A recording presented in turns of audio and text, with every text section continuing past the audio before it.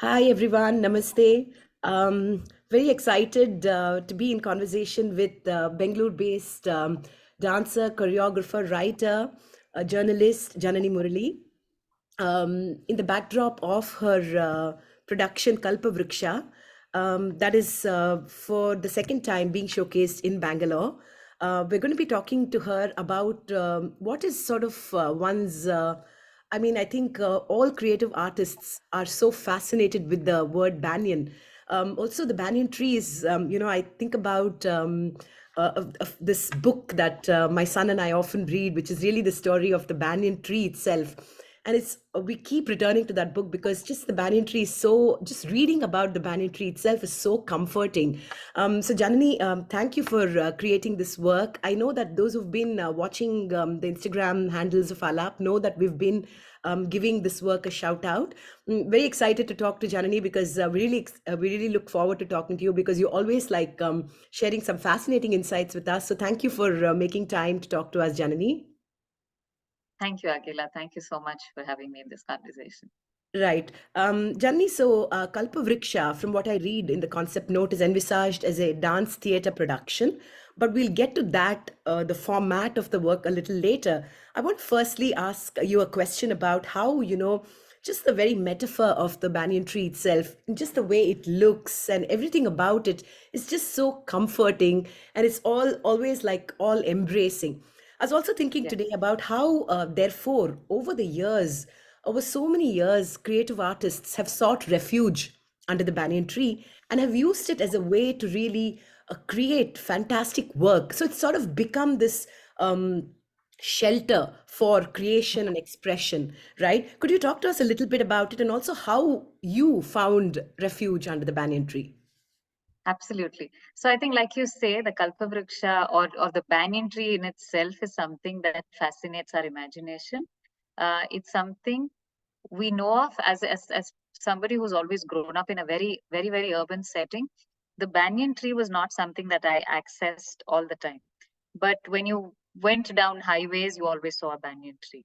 When you drove down to villages, there were always banyan trees. Or if you went to the outskirts of the city, you saw many banyan trees. And swinging on those roots was something that we did out of curiosity and out of the novelty of it for kids like us who grew up in cities, in very busy cities. So yes, the banyan tree holds that. You also read about the banyan tree, like you say, in many of our Indian stories. Authors and poets have dealt with the banyan tree for so long. And I think there was a story by R.K. Narayan called Under the Banyan Tree. That's something that I've read as a child. Absolutely, yeah. Yeah, and he finds his way into Kalpavruksha as well. So that said, Kalpavruksha itself as a concept was actually my first dance theater production many years ago, almost 20 years ago.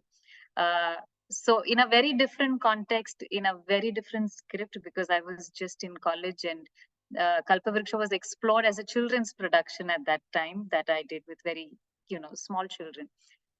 So that the idea has always been there at the back of my mind. So this time, of course, when I wrote this script, it was a coming together, like I mentioned in the concept note, about bringing a lot of my childhood back, but with the lens of where we are at the moment.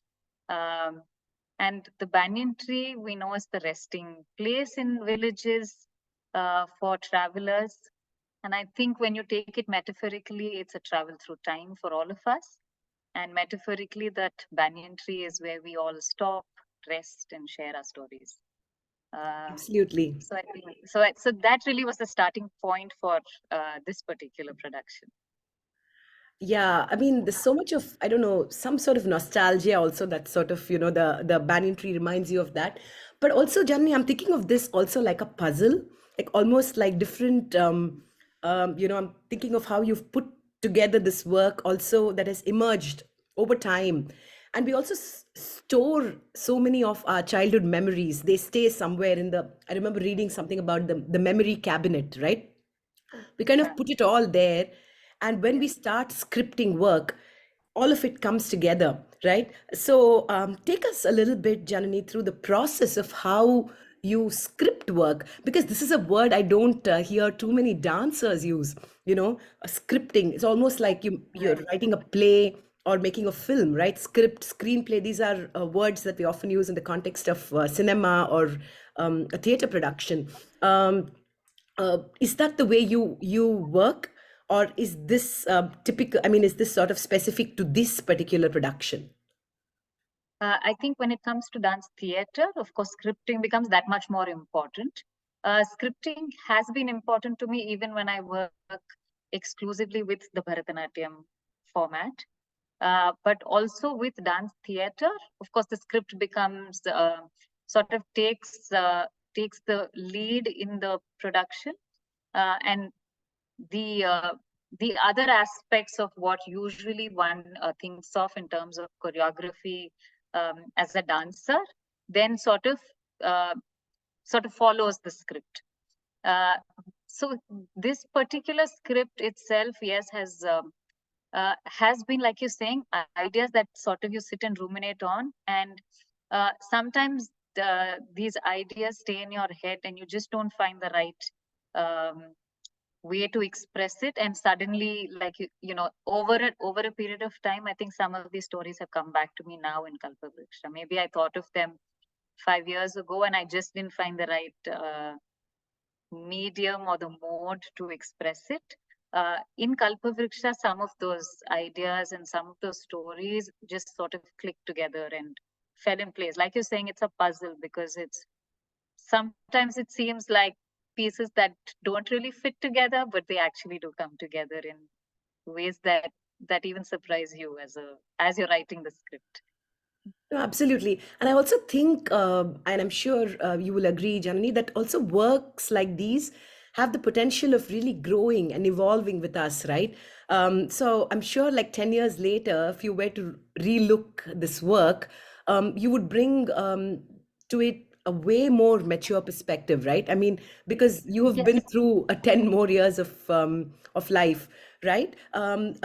Could you talk to us a little bit about, just before we logged in, you talked to me about how 20 years ago you were sort of, you had, in some sense, thought about working with the Banyan, right? So could you talk to us a little bit about how this work has evolved over time? Yeah, I think the seed idea that has remained from 20 years ago to now is probably the idea of stringing together stories. And for me, that has always remained a concept that was very interesting. Uh, to string together stories from, say, very different times or from very different contexts. Sometimes on the face of it, we think that they're not relevant to each other, or that they sit in very different spaces. Uh, but like you're saying, over 20 years, I've seen so many more connections between, say, something I read in the Mahabharata and something that happened in the neighborhood. Uh, that's not an understanding I would have had even 5 years ago. Back in the day, Forget yeah, of 20. course. Yeah. Yeah. So, of course, like you say, 5 years hence, I might again find newer connections or find completely different perspective to it.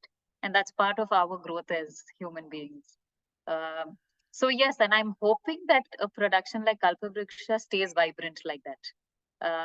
So that's also the need to bring it together in a format where it's not over a permanently recorded track, where from one performance to the next, it's continuously evolving.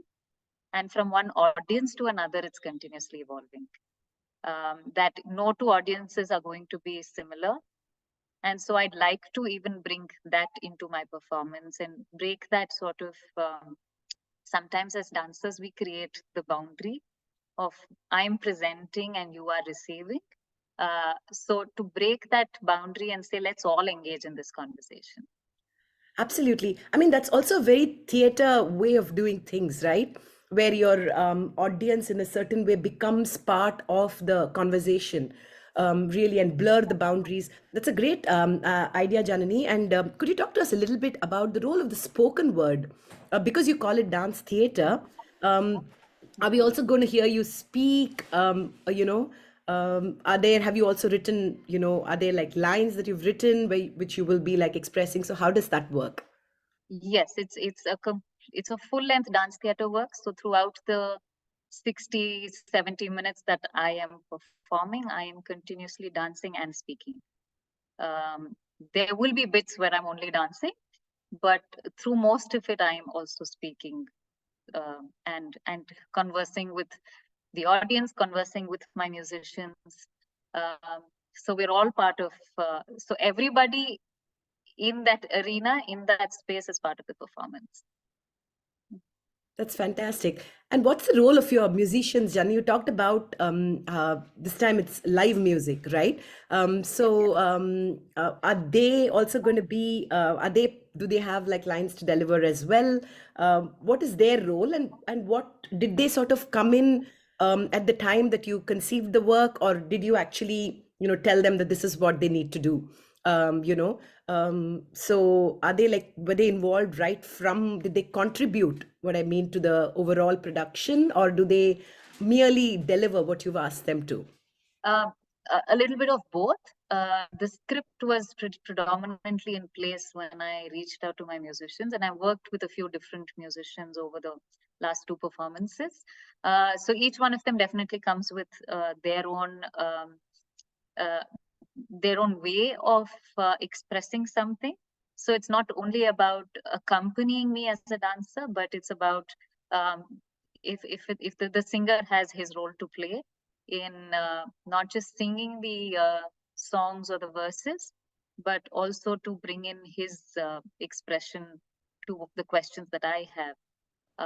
It's They've also contributed and collaborated in terms of ideas, in terms of where we can take off from, and sometimes in expanding a certain idea. That's happened over all of our rehearsals, and like I said, with different musicians, it's also been interesting to have different perspectives to the same story. Janani, tell us a little bit about the role of Manodharma in this. I'm just curious because you are raising questions and you're seeking answers, and you've presented this work before.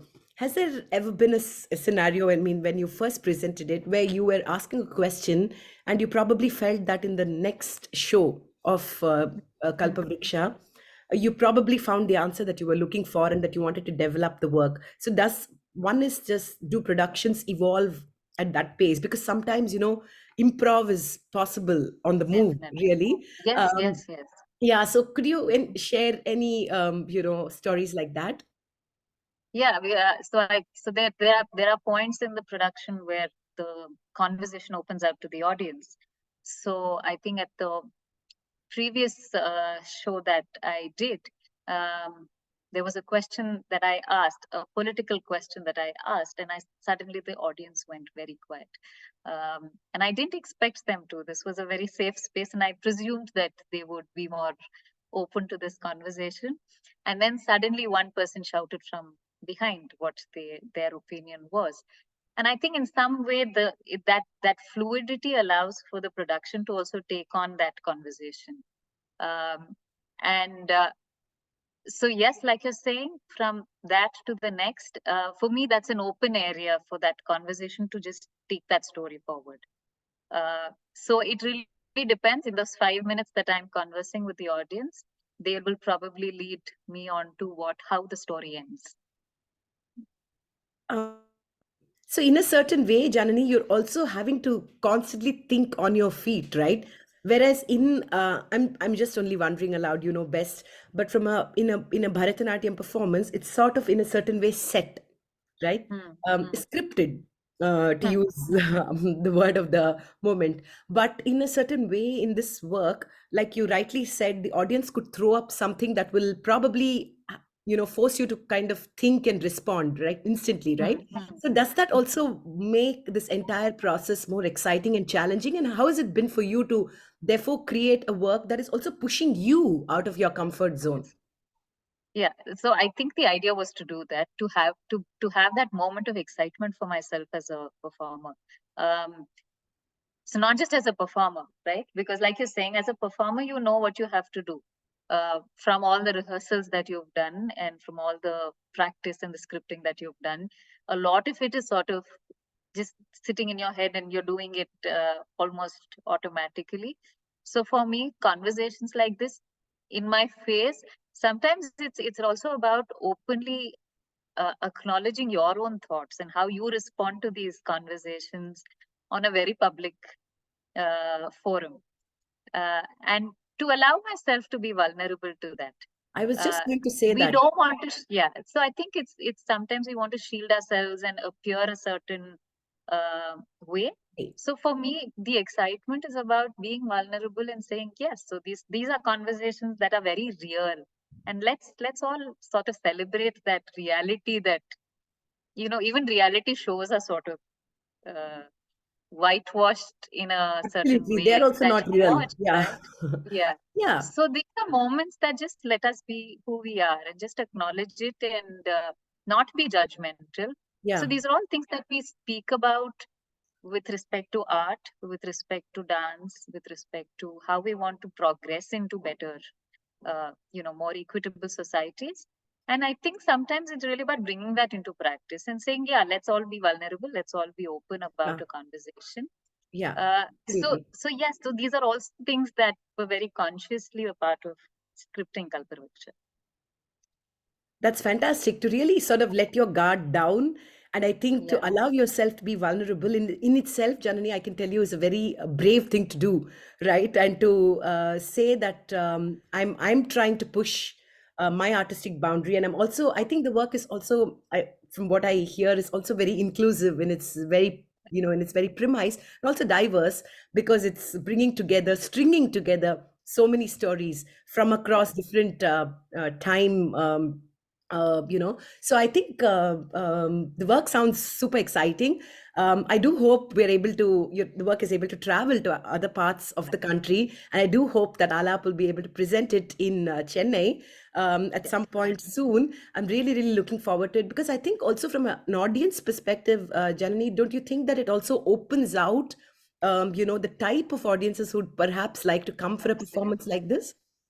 Absolutely. And I think that somewhere in our heads, we sort of have these boundaries of who's a lay audience, who is a connoisseur, who is knowledgeable about dance and who is not. And I think that as much as a lot of my colleagues and a lot of people that I really are inspired, that I am inspired by, are working towards art that doesn't create these boundaries. And that sort of breaks down, even if there is, that they break down these boundaries.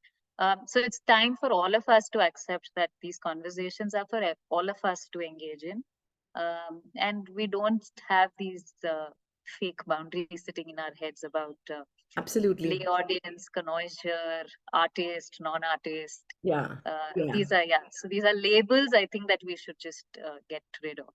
Absolutely. And someone famous recently told me about how, like, if an audience member finds a moment of truth in the work, then they're going to sit up and take notice. So you don't have to try too hard, right? Whether Absolutely. this is a lay audience, does this audience know Bharatanatyam? Do they understand what I'm doing? Doesn't matter. If they find that moment of truth, they're going to Yeah. actually go silent, right? So, Yeah. Janani, I wish this work the very best. And I do hope that we will be able to have more conversations on the Banyan and we will be able to bring it to Chennai as well. Um, for those who are watching this and who will watch this, those who will watch this is a recorded conversation. Please do go for the show in Bangalore and support works like this that take artists many months into creating works like this. And I'm sure it's not easy, Janni, for someone like you who juggles a whole host of things to actually find the mind space to create work that really pushes the boundaries in every sense of the word. Thank you so much for talking to us, Janani. Thank you so much, Akila, for this conversation. Looking forward to engaging with a lot of audiences here in Bangalore and, like you said, hopefully soon in Chennai as well and across the country. Take care. Bye bye. Thank you. Bye.